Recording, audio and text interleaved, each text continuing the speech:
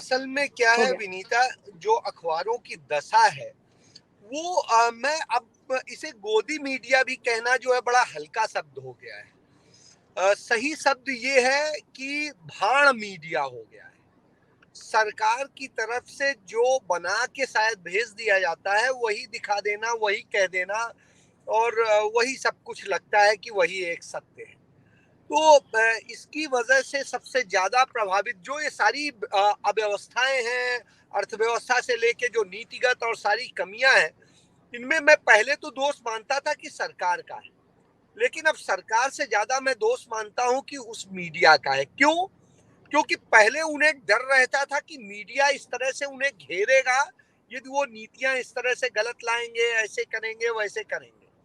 आज उन्हें ये है कि मीडिया तो जो हम चाहेंगे वही करेगा, और जो भी हमें हमें नीति जिसके भी हिसाब से बनानी है या जिसके प्रॉफिट के हिसाब से बनानी है वो होता है।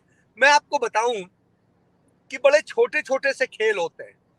एक कहीं पर किसी बड़ी चीज का एक वो होना था, ऑक्शन होना था। उस बड़ी तो हिंदुस्तान की एक बड़ी कंपनी के लोग उस मिनिस्टर के साथ में मीटिंग करते हैं और कहते हैं कि साहब कुछ नहीं करना है, आपकी अपनी जो बिड की शर्तें हैं इसमें ये एक लाइन जोड़ दीजिएगा। लोगों को लगेगा हाँ आप अच्छा, आप स्वदेशी के लिए काम कर रहे हैं, आप भारत के लिए काम कर रहे हैं। और उस एक लाइन पे क्या हुआ कि ग्लोबल टेंडर ग्लोबल रही नहीं गया। वो टेंडर बेसिकली लोकल उन्हीं को फोकस हो गया, क्योंकि उस चीज में उन्हीं के पास में वो चीजें थी और मजबूरन उन्हें देना पड़ा। अब वो जो मैं बता रहा हूं ये पोर्ट से संबंधित मसला है। अब किसके पास पोर्ट के ठेके गए हैं सबको पता है, और अशोक भाई बताएंगे कि सारे पोर्ट धीरे धीरे देश में किसके पास जा रहे हैं। तो ये तरीके होते हैं, और इन्हीं के कारण क्या होता है वो कंपटीशन खत्म हो जाता है और कुछ चंद पूंजीपति सारी मोनोपोली कर लेते हैं और वो कमा लेते हैं। क्यों? 1,002 करोड़ रुपया रोज जो है अदानी के पास आ रहा है। वजह साफ है कि पॉलिसीज उनके हिसाब से बन रही हैं, और बन रही है वो फेवर कर रही है। प्रधानमंत्री ड्रोन को लेकर के बड़ा वो बताते हैं, जाके क्यों बताते हैं? क्योंकि ड्रोन में 50% जो है शेयर उधर चला जाता है। तो ये बहुत सारी चीजें ऐसी हैं कि पहली बार हिंदुस्तान के इतिहास में देखिए, आप पेटीएम में पहुंचे तो पेटीएम का प्रचार करता प्रधानमंत्री दिखाई देता है, जियो का प्रचार करता प्रधानमंत्री दिखाई देता है। और जब ये स्थिति होती तो हमारा प्रधानमंत्री क्या कंपनियों का प्रचारक है? वो कारपोरेट के लिए काम करता है। तो ये चीजें सामने आ जाती हैं।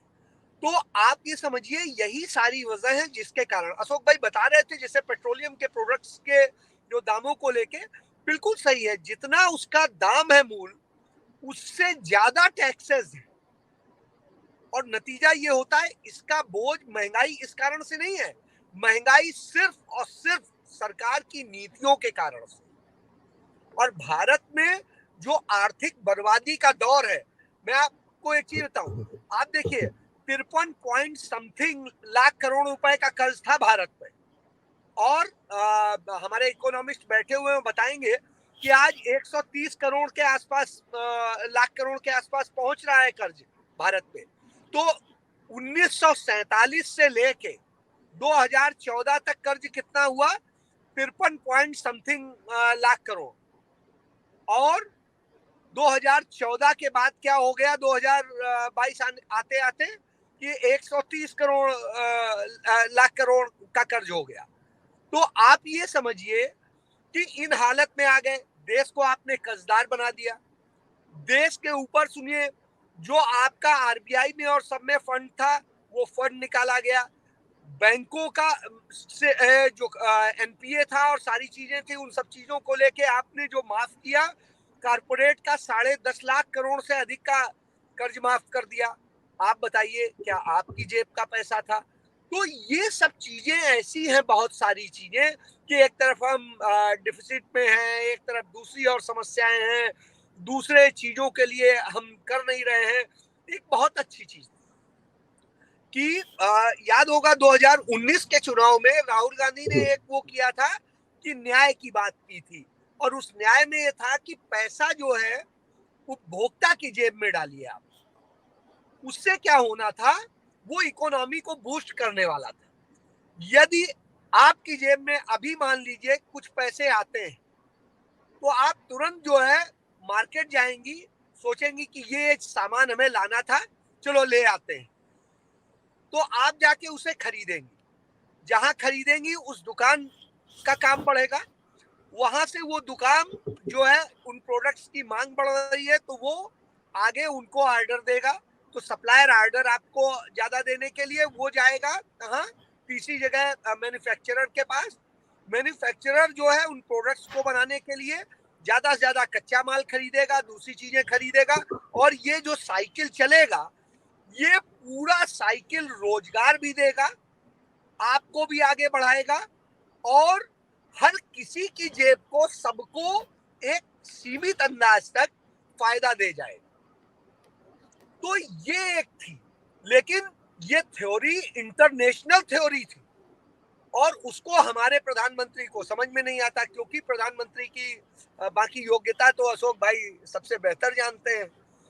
तो ये योग्यता जो है उनकी, जी सर। उसके कारण जी। आज देश की हालत ये हो गई है। जी विनीता।